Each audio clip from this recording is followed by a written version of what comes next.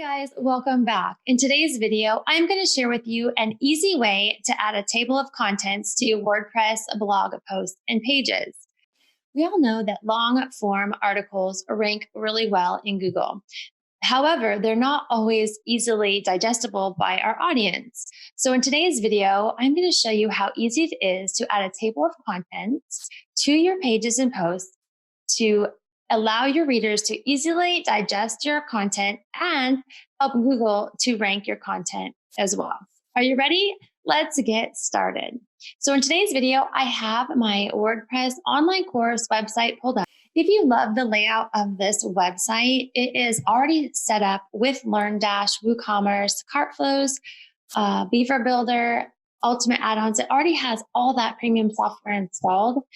You can get it on my website. I'll include a link below so you can check it out. So for this video, I'm going to be using a page builder called Beaver Builder, and then Ultimate add-ons for Beaver Builder, which is a plugin by Brainstorm Force.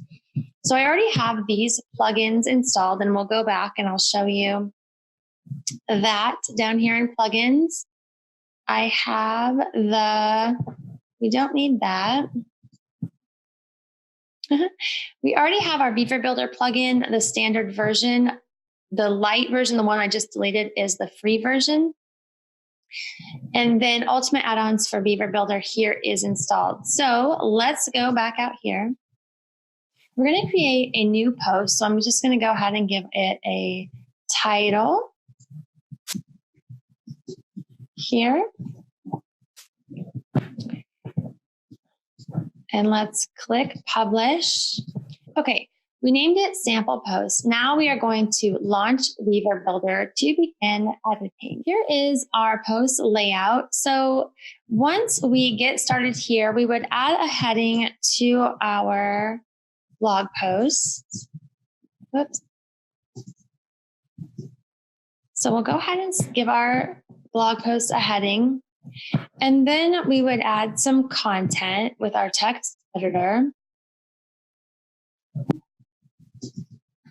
making sure that we break up our content, and we don't want to have too much in one row. So we would add our content. Now, what we would do in this case, if we have a long form post, we would have like multiple headings and multiple text sections, right? At the beginning, we want to add our table of contents.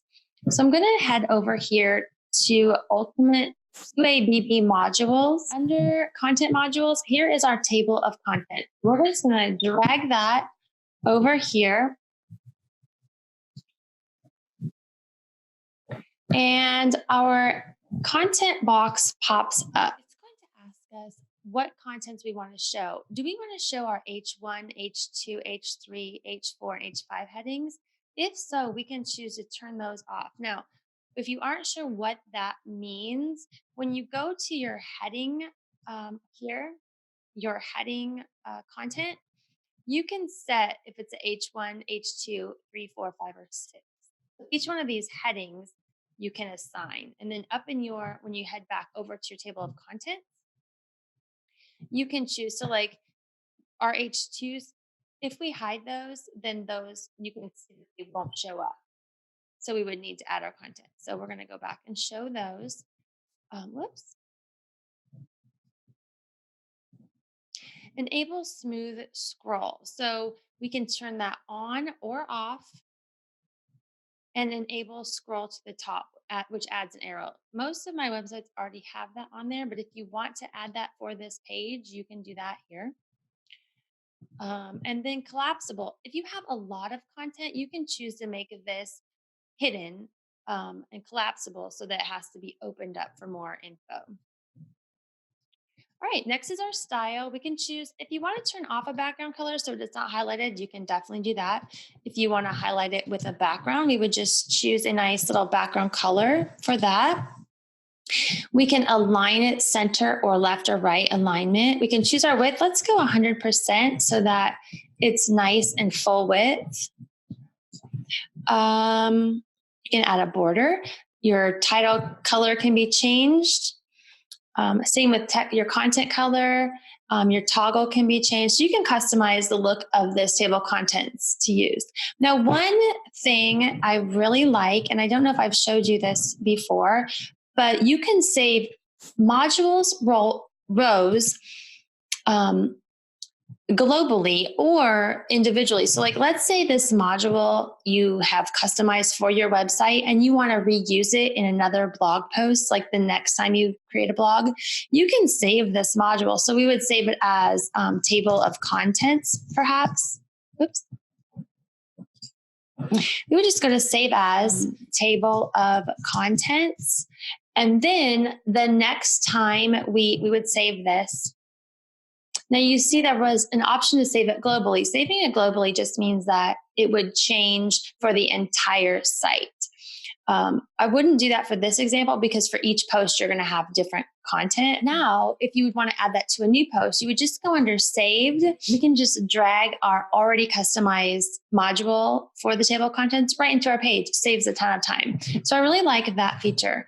We also can customize our typography. And advanced, which just allows you to add spacing and a few other things. So when you're done, click save and we'll hit done and publish and we can see it in action.